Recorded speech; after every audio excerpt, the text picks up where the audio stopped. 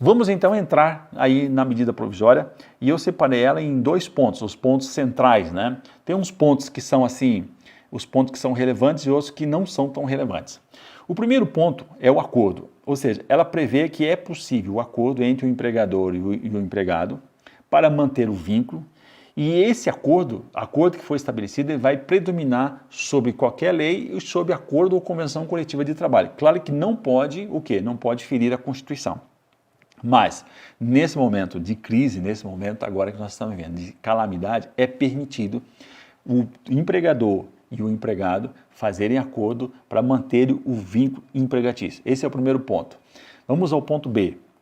O ponto B, né, é em relação às medidas, né? E eu separei nos pontos centrais, que é com repercussão e sem repercussão. Primeiro a gente vai ver o sem repercussão. Então tem o teletrabalho. Teletrabalho é quando o empregado trabalha em casa, ele fica home office, né, chama. Nunca se ouviu falar tanto em home office. Agora pensa bem, o vigilante não funciona essa parada, porque o vigilante faz vigilância ostensiva, o vigilante tem que estar presente, não tem como fazer isso de casa. E o vigilante não realiza nenhum trabalho manual, né, ele não entrega, ele não produz, ele é presença, então o teletrabalho não funciona para ele. Houve também a suspensão de todas aquelas medidas de fazer exames e tal, que são primárias na segurança e saúde do trabalho. Isso foi suspenso também. E o FGTS, o seu FGTS do mês de março, abril e maio, ele está na vontade do empregador pagar. O empregador pode entrar lá na Caixa Econômica e suspender esse pagamento e vai começar a pagar ele somente em julho, ainda parcelado, né? Então ele pode pagar parcelado sem correção, somente com a correção e sem o juro de mora, tá legal?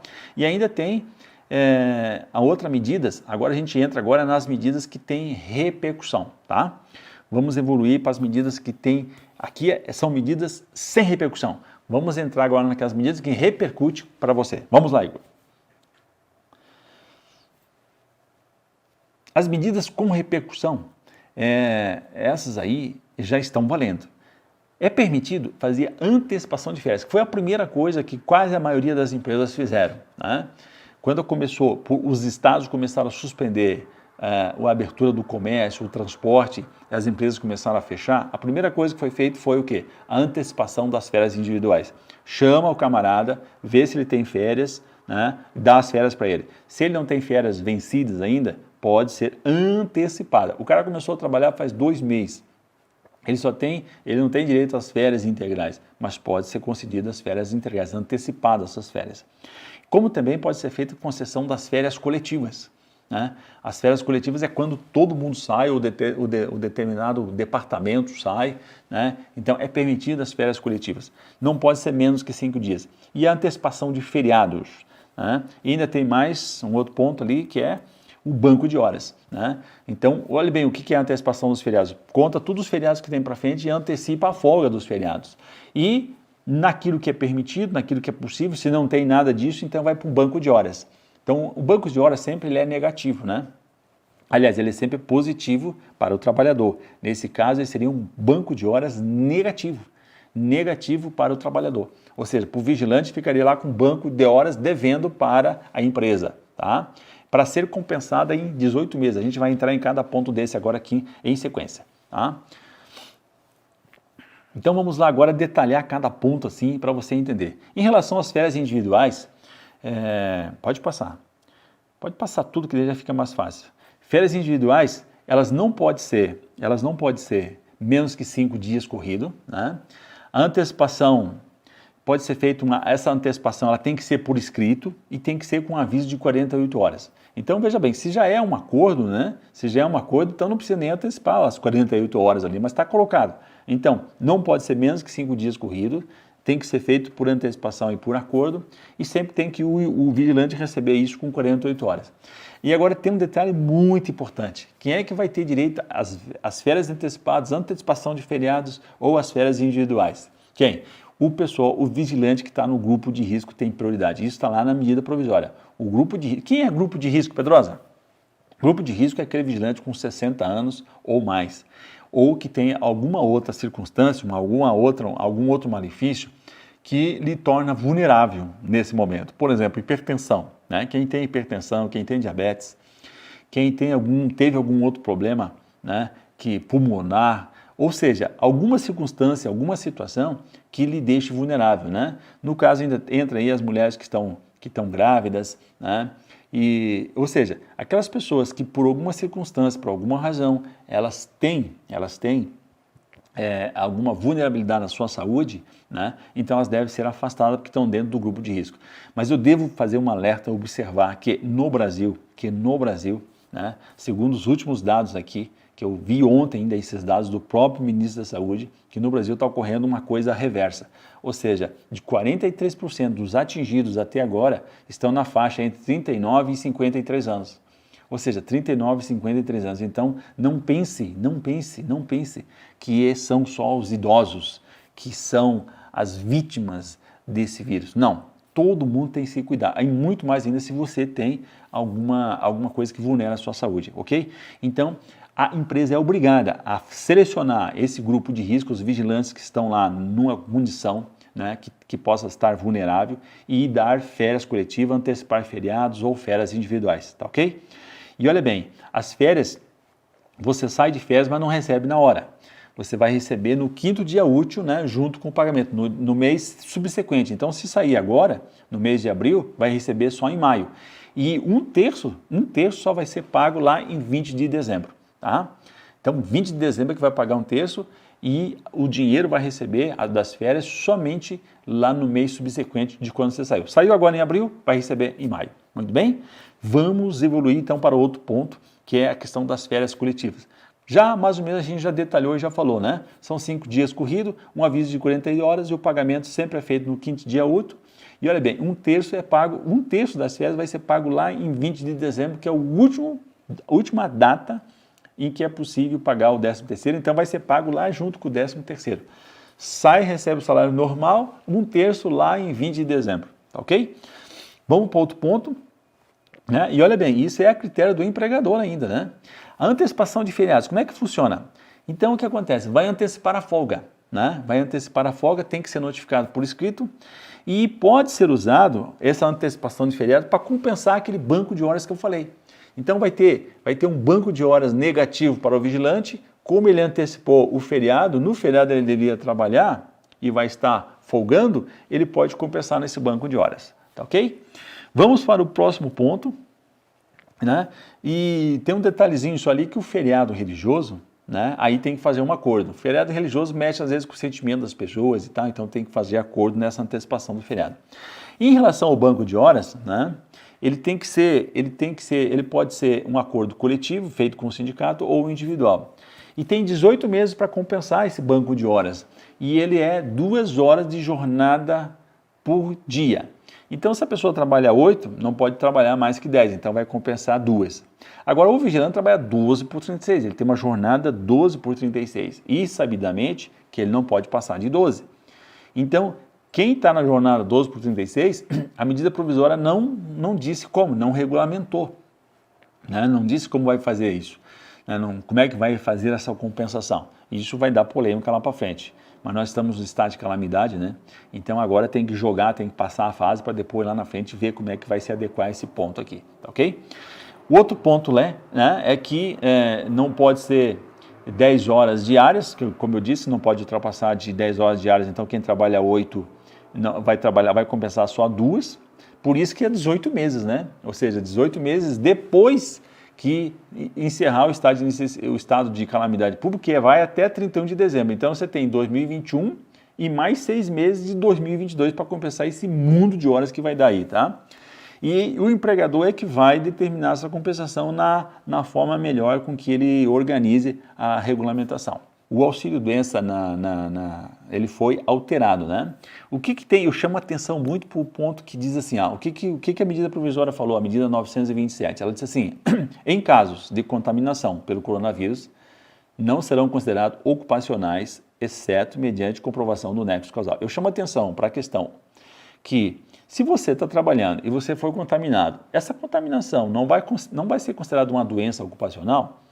É isso que está dizendo, não será considerado, a não ser que seja comprovado o nexo causal. O que é isso?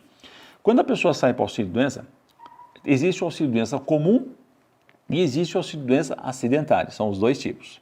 Comum é aquele normal que não tem nenhuma relação com o trabalho. Quando tem alguma relação com o trabalho, ele é equiparado ao acidente de trabalho. Aí que é chamado doença ocupacional, que são aquelas doenças que diz respeito à profissão. Já está dizendo ocupacional, que tem a ver com a forma com que o trabalho é realizado, tem a ver com o meio ambiente do trabalho, né? E tem a ver com alguma circunstância própria desse trabalho. Então é óbvio que no trabalho do vigilante não existe, não é uma característica do trabalho do vigilante ser infectado por uma doença infecto-contagiosa. Isso não faz parte. Mas nessa circunstância que nós estamos vivendo, isso tem a ver com o trabalho. Tem a ver com o trabalho. Então você precisa comprovar esse nexo causal. Como é que você faz isso? Então você grave, você filme as condições de trabalho que você está. Muito provavelmente você deve estar trabalhando sem luva, sem máscara, né, sem oferecimento de álcool gel, né, para você desinfetar. Não existe nenhum procedimento de desinfetar, de repente, os equipamentos de trabalho, a porta giratória, ou a cancela, ou o controle de acesso que você está fazendo, algum equipamento. Não existe essa preocupação da empresa. Então, isso é uma contaminação que diz respeito à forma com que o trabalho é realizado e também com o ambiente, né, do trabalho. Então, você fazendo isso, e mais, o que você vai fazer? Presta atenção, tu vai registrar isso. Existe o livro de ocorrência, você vai entrar lá no livro de ocorrência e tu vai fazer o seguinte registro lá. Você vai dizer, né, se fazer completo, assim, para fazer bonitaço, você vai dizer, ó, conforme recomendação da Lei 7.102, do Decreto 89.056 e da Portaria 3233 da Polícia Federal, é dever do vigilante comunicar ao superior hierárquico, não se eximindo este do dever de fiscalizar, é isso que está dizendo a lei lá, não se eximindo este do dever de fiscalizar. O que você vai comunicar? O que é dever do vigilante comunicar? Você vai comunicar, primeiro, falha nos equipamentos.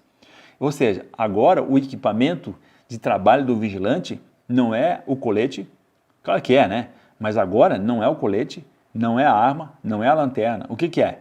É exatamente a disponibilização de álcool gel 70, de luvas apropriadas, luvas e máscaras apropriadas, isso, ou algum outro avental, alguma outra situação, né, que o vigilante, conforme o ambiente que ele esteja lá, se ele está numa portaria do hospital, por exemplo, cara, ele tem que estar lá equiparado igual o enfermeiro, né, porque ele vai estar controlando o acesso das pessoas que chegam, controlando fila, controlando o acesso, né, mantendo a segurança daquele ambiente. Então, conforme a circunstância do posto de serviço, agora mudou tudo. Então, esse é o ambiente de trabalho. E o vigilante vai comunicar a falha. Se ele não tem isso, é uma falha. Precisaria ter. E vai também comunicar o quê? As irregularidades no ambiente, e vai comunicar a falha ou ausência de um procedimento que deve ser habitual e permanente de prevenção dos incidentes que pode ocorrer, né? Dos incidentes que pode ocorrer. Qual é o incidente? De ele ser contaminado, de as pessoas serem contaminadas, porque o vigilante, de repente, está ali contaminado e está passando para as outras pessoas. Você está ali para fazer controle de acesso. Você, como diz, você não está aparecendo um sintoma, é assintomático, mas você está com o vírus e você está controlando as pessoas. Ou seja, você está se relacionando com as pessoas. Então, não sei se você está compreendendo, você tem que ter as máscaras, tem que ter as condições para se proteger e também, involuntariamente, de repente, ficar contaminando as pessoas. Então, isso tu vai registrar no livro de ocorrência e isso vai ficar registrado junto com as demais provas. Você consegue fazer um nexo causal, caso seja necessário, e se você for contaminado. Muito importante essa parte. E qual é o efeito de você sair em auxílio-doença acidentária? Pode passar mais ali. Vai ter estabilidade de 12 meses, você sai para o auxílio-doença. Quando você volta, você vai ter estabilidade de 12 meses. O FGTS, no período que você ficou afastado, ele é depositado. E ainda, conforme a circunstância, conforme as sequelas que você tenha desse auxílio-doença, porque o coronavírus, ele ataca as pessoas e as pessoas que sobrevivem a ele saem com sequelas, principalmente com doenças pulmonares, porque ele arrebenta com o pulmão do cara, né? Ele arrebenta com o pulmão, arrebenta com os rins do cara, né? Então o que acontece? Tem sequelas. E aí a empresa fica passível de uma indenização material e uma indenização de dano moral, né, por ter vulnerabilizado o trabalho do vigilante. Legal? Então, passando essa fase, vamos para um outro ponto, né? E olha o detalhe, nesse ponto aqui, quando o vigilante se afasta do trabalho, 15 dias a empresa paga. Mas tem uma medida provisória agora que já saiu, né, que está dizendo o seguinte, que o governo vai pagar esses 15 dias. Então, se o vigilante sair em auxílio-doença, ele já pode comunicar diretamente para ser encaminhado ao auxílio-doença, porque esses primeiros 15 dias o próprio governo vai pagar e vai eximir a empresa de pagar os 15 dias para depois da entrada no pedido de auxílio-doença. Então esse processo foi acelerado. Legal? Que essa medida provisória saiu agora no dia 1º de abril, não é o dia da mentira, tá? Saiu no dia 1º de abril, mas não é mentira. E ela quer, o objetivo dela é exatamente o quê? Ela é um programa emergencial de manutenção do emprego. Veja bem, aqui exatamente ela foi focada para manter o emprego, tá? E o primeiro item desse programa foi exatamente uma redução proporcional. A primeira coisa que ela está permitindo é possível você reduzir, pode passar todos ali, vai permitir a redução proporcional da jornada e do salário. Então, é possível reduzir a sua jornada, é possível reduzir o seu salário proporcionais. E isso pode ser feito por 90 dias. Então, por 90 dias, ou seja, 3 meses, pode ser feita uma redução proporcional da jornada de trabalho e também do salário. Ou pode ter a suspensão total. Aí vai valer só por 60 dias. Tá? Só por 60 dias suspende totalmente. E isso tem que ser feito por acordo individual. Acordo individual significa o quê? Aí a medida provisória, ela limitou o acordo individual até aquele vigilante que ganha até 3.135, né? Que ganha até 3.135 pode fazer um acordo individual. Ou então, aquele que não é o caso do vigilante, mas é o cara que está lá na empresa, que é portador de curso de nível superior e que ganha até 12.202. Então, essa condição, essa circunstância é o que mais vai acontecer. Por isso que eu estou colocando aqui. Porque o vigilante, com exceção do transporte de valores, né, ou talvez da escolta, né, ou algum outro, mas via de regra o vigilante não está nessa faixa dos R$ 3.015, tá? Então, para essa situação é onde vai ser feito um acordo individual. E pode passar, Igor? E depois desse acordo feito, ele vai comunicar ao sindicato. Agora vamos entrar, né? Agora os demais casos vai para o acordo coletivo. Então o pessoal vigilante do transporte de valores, por exemplo, que ganha acima do 3.305 ali, que é mais ou menos a média de 4.000, 5.000 reais, aí não tem jeito, vai ter que ir para o acordo coletivo de trabalho com a mediação do sindicato para poder fechar essa redução proporcional ou a suspensão total e temporária do trabalho, tá ok? Muito bem, então vamos agora pegar cada pontinho desse aqui para a gente ver. Pode passar tudo ali. Então, a redução proporcional da jornada, ela pode ser reduzida em 25%, em 50% e 70%. O governo vai pagar o valor do seguro-desemprego percentual conforme o percentual da redução, né? Você já vai entender agora que eu vou dar um exemplo bem prático aqui, tá? Então, só para repetir, né? Isso vale por 90 dias, pode ser reduzido 25% do tempo da tua jornada, né? 25% da jornada, 50%, metade ou 70%. Então veja que louco, né? Uma jornada de 12 você calcula, 70% está reduzido, só vai trabalhar 30%. Então o governo vai fazer o quê? Ele vai pagar um valor de seguro-desemprego que vai ser percentual conforme a redução. Vamos ao exemplo para você entender. O primeiro exemplo que eu estou trazendo aqui, pode passar? O primeiro exemplo aqui que a gente vai ver é o exemplo do vigilante com R$3.000 de salário. Eu peguei mais ou menos assim para identificar a situação da maioria, né? Então, um vigilante com R$3.000 de salário, ele vai ter uma redução de 70% do salário dele e a jornada. Vocês estão compreendendo, né? Então, o que acontece? A empresa vai pagar R$900, porque é 30%, né? A empresa vai pagar R$900 e o governo vai pagar R$1.269, que significa o quê? 70% de 1.830. O que é o 1.830? 1.830 ali que você está vendo, ele é pela tabela lá do seguro-desemprego, porque o governo vai se orientar pela tabela do seguro-desemprego. Então ele vai pagar a tabela que você ganharia se você fosse demitido, você ia ganhar 1.830. Como a tua jornada está reduzida 70%, ele vai pagar 70% do que você ganharia caso você fosse sair e receber o seguro-desemprego, compreendeu? Então, se nós somar ali, pode bater, vai dar, o vigilante vai receber R$2.169. Então, o vigilante que recebia R$3.000, ele vai ficar vai ter a sua jornada reduzida por 90 dias e nesse tempo ele vai receber R$ 2.169. R$ 900 a empresa vai pagar e o governo vai pagar o outro restante que corresponde a 70% do que ele receberia caso fosse receber o seguro-desemprego. Compreendeu? Beleza? Vamos para o segundo exemplo ainda, né? Eu fiz ainda mais baixo, que é onde vai pegar a maioria, a grande massa dos vigilantes, tá?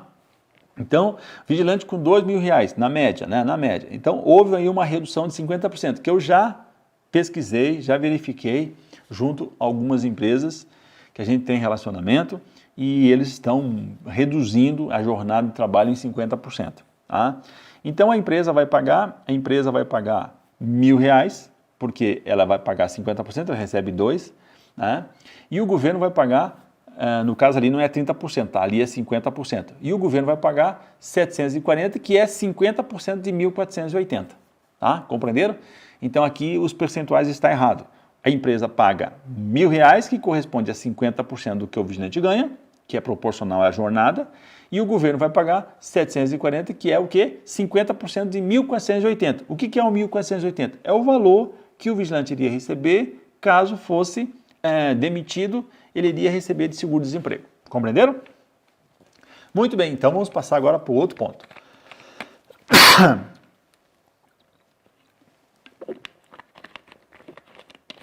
Quando não for o caso de você reduzir a jornada e o salário, então é caso de suspensão geral.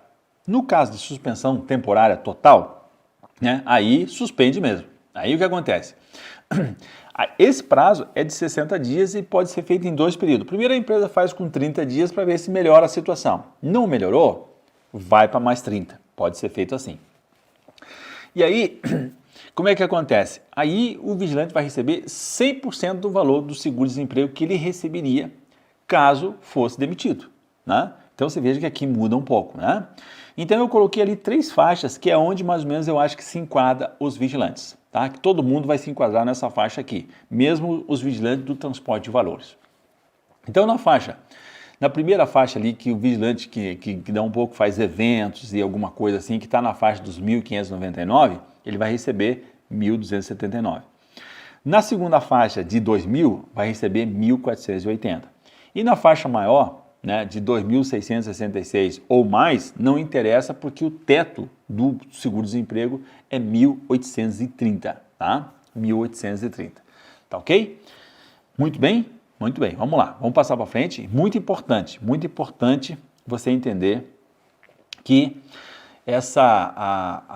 as empresas, se você trabalhar na empresa, né, empresa de transporte de valores vai se encaixar nisso aqui, né? Porque as empresas são grandes empresas. Então, se a empresa tiver, se você, aliás, nem são 4 milhões, 4 milhões e 800 são 400 mil, né? 400 mil, tá certo? 400 mil por mês. Ou seja, se o faturamento da empresa for, né, 400 mil por mês ou 4 milhões e 800 mil no ano, aí muda a história. O que acontece? Né? Aí a empresa vai poder fazer essa suspensão, mas só que 30% ela vai ter que pagar como uma ajuda compensatória, né? Então o governo vai pagar, nesse caso, 70% do valor do seguro-desemprego que o camarada teria direito, que o vigilante teria direito caso ele fosse demitido, e ele recebe mais 30% relacionado com a empresa que vai pagar, tá? Então, a empresa que paga 30% do salário dele, se a empresa for um faturamento acima de 4 milhões e 800 no ano de 2019, que aí pega também empresas, vamos dizer assim, empresas médias grandes, né? Pega as grandes com certeza e pega aquelas médias. Então, colocou a pessoa, suspendeu o contrato de trabalho, vai fazer um aporte de 30%, que é razoável, né? 30%. E esse 30% que a empresa vai dar, o que acontece? A empresa vai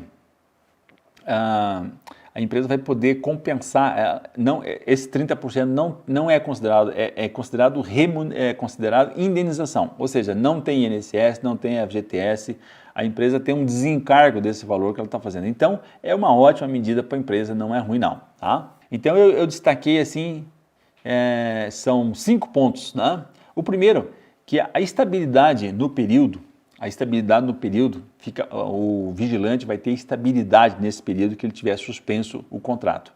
Então ficou 2 meses, ficou 60 dias suspenso, ele tem estabilidade, não pode ser mandado embora, obviamente, né?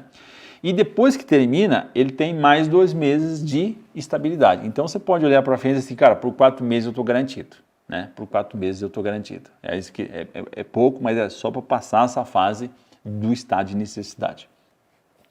E se o vigilante tiver 2 vínculos? Ele vai receber cumulativamente, tá? Trabalha numa empresa como eventos e trabalha na outra empresa, não tem problema, tu vai receber proporcionalmente e vai poder acumular esses 2 períodos.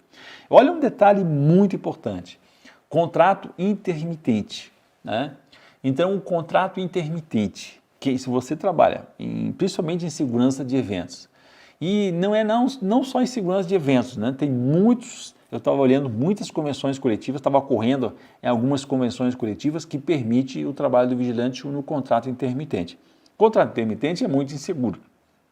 Então, na portaria agora, nessa medida provisória, está garantido que o contrato intermitente, né, ele vai ganhar os R$600, tá? Que é da outra, né? Ele vai ganhar os R$600 da outra medida provisória, ele vai ganhar os R$60 como uma ajuda nesse período por 3 meses.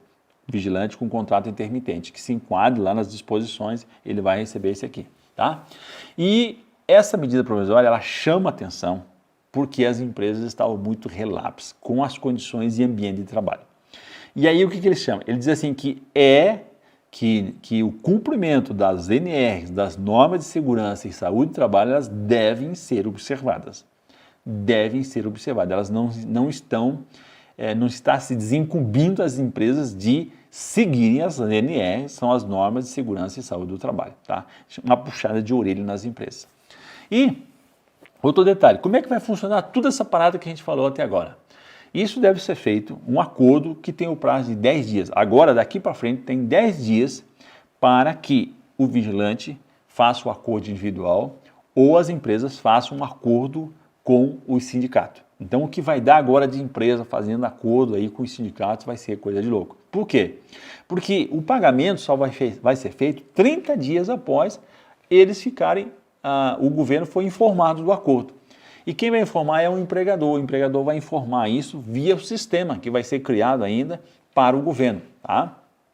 Muito provavelmente pelo e-social, né? Comunica pelo e-social lá, o governo fica sabendo e já se programa para dar 30 dias realizar o pagamento, ok? É assim que vai funcionar e algumas coisas, outras informações vão sair para dizer. Mas isso agora já tá valendo e amanhã com certeza as empresas já estão chamando os sindicatos ali para fazer esse acordo coletivo ou fazer o acordo individual, como eu expliquei na tabela. Legal? Muito bem, então passa a vinheta aqui.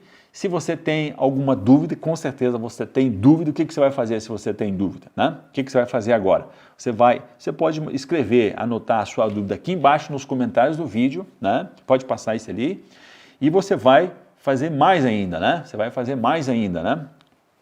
Eu estava falando de dúvida, mas vou chamar a atenção ao seguinte, se você está aqui agora e você não é inscrito no canal, eu peço que você siga os mais de 46 mil guerreiros, quase 47 mil guerreiros e guerreiras que são inscritos no canal.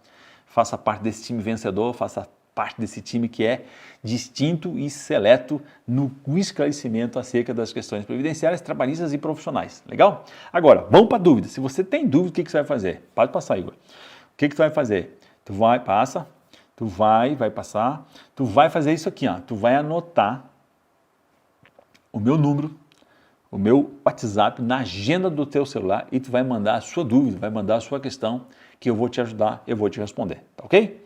Muito bem, peço que você divulgue o canal, deixa um like, é muito importante você deixar um like, porque assim o YouTube dá relevância e esse vídeo, essa informação, esse conteúdo é mostrado para muito mais vigilantes, muito mais pessoas, que é o que eu e você queremos, não é mesmo? É verdade? Então, muito bem. Nesses tempos de coronavírus, eu desejo muita saúde para você e sua família e seja vigilante como sempre e previdente como nunca. Se não for necessário, oriente os membros da sua família para ficar em casa, principalmente aqueles que são da área lá do risco, que são aquelas pessoas idosas com mais de 60 anos e doentes. Ok? Um abraço para você, muita gratidão e eu te espero no próximo vídeo.